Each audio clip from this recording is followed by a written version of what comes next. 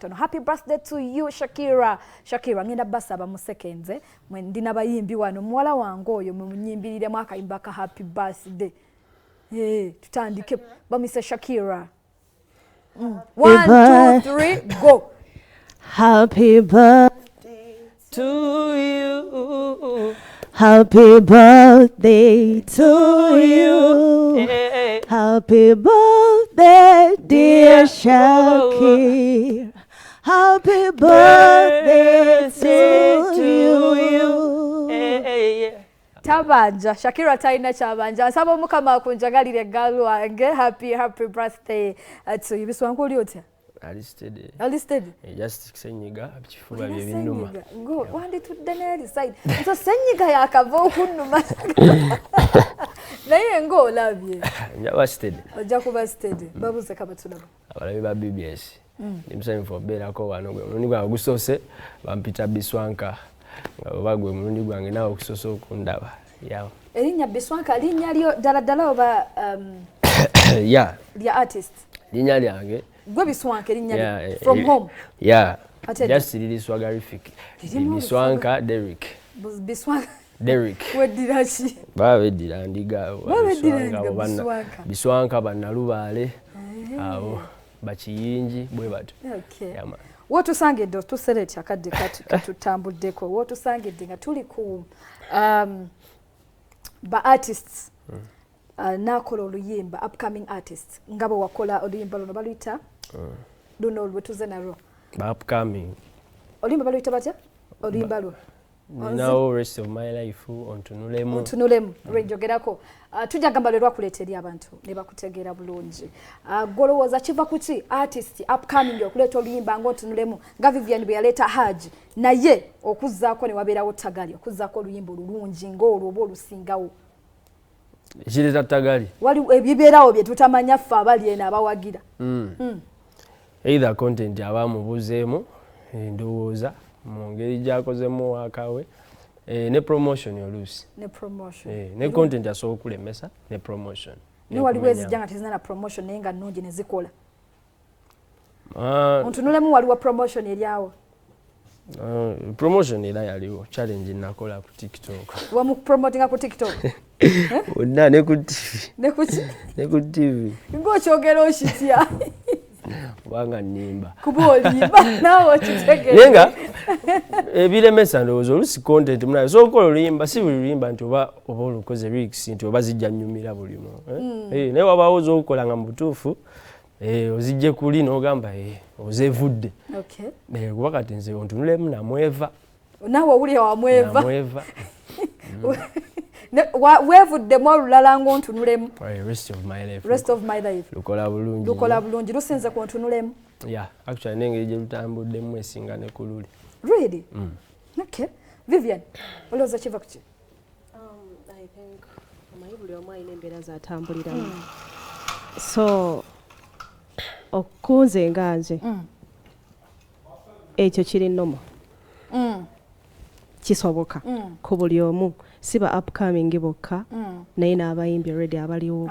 Yes, kisobokera ddala nti osobola okujjayo n'oleeta oluyimba ne lukolera abantu olulala ne lugaana. Ne lugaana ng'otaddemu amaanyi otaddemu ki byonna n'obikola you get naye ne kigaana just terunyumye.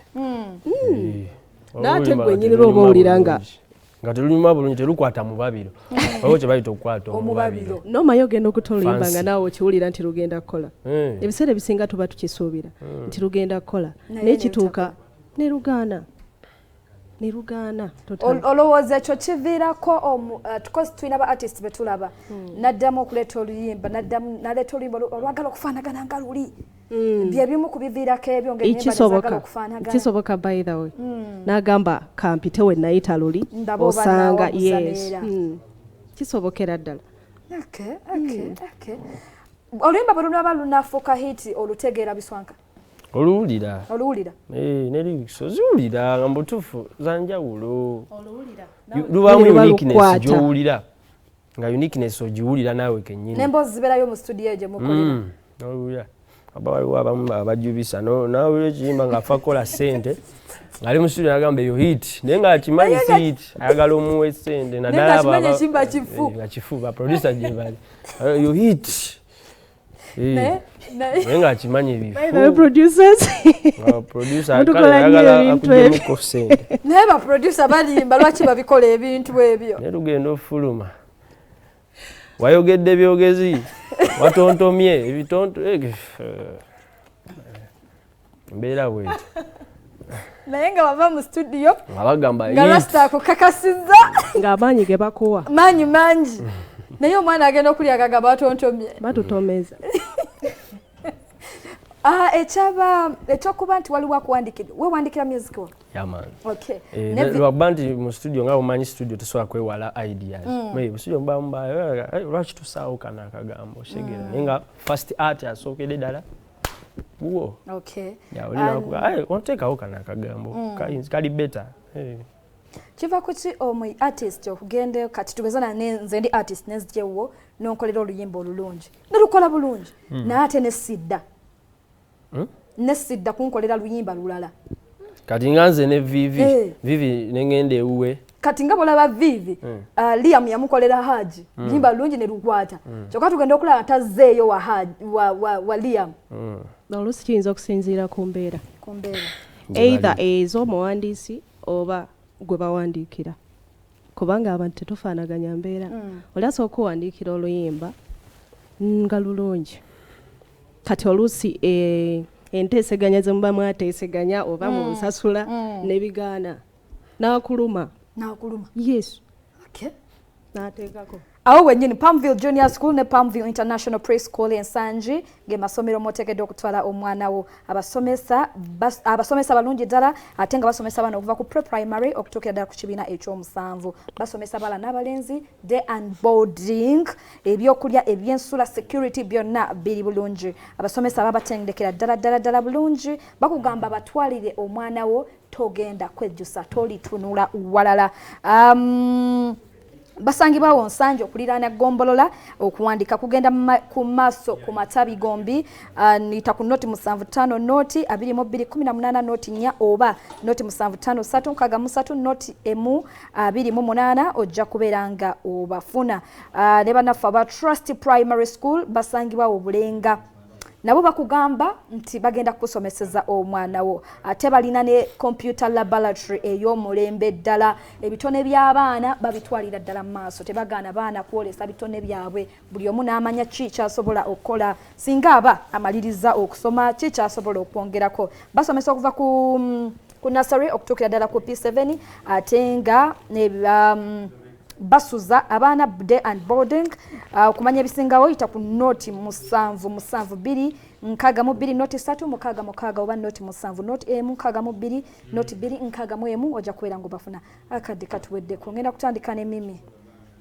abatulabo genda basibula kona kweyagala okubagamba okabagambe bannanga babaddeko mwenna tusanyuse nnyo mwebale kubeerako amanya Vivian Mimi mwebale kumpagira mwebale kuwagira music wange mwebale konjagala kahajati kamwe yadde kakiwani Thank you so much Team Vivian Mimi, my management, thank you so much. Nsimira ddala okuva ku mutima. Ndi under Powers Entertainment, but he's one of my managers. Okay. Bana mama ina mkwano ze njagala kufuna nange biswa. Tugenda kufunira. Pulira ennaku naye kubanga ntusereeti. Mbadde nkyasooka kupoota. Kati kupoota. Mbadde nkyapoota. Opoota. Ofuna transport yamaanyi. Bato oli mu kuyimba opoota yo ya. Manyi okupoota. So nduddeyo naye nga ntusereeti. Bale ba BBS nze Biswanka nsubiddwa naye ngamba oba kati mpambe TV eno sheziddako nzeefuge. Kyakabi nnyo mutuwagire mweraba sibe bulungi musule bulungi mweraba. Thank you so much mwale kula BBS Terrified namwe bale kula program tujachaje tugenda kudamu tsinka no rechankola ne KDB abatukaya chalenga tonto chalenga lion wamone hot temper ne banafe aba Century Tours and Travel Limited basangibwawo Rubaga Road okulirana Shell Rubaga ate ne banafe aba Disney Junior and Care Center bali yawo nateta Acha komina mpira bakombira. Have a very good evening. cha cha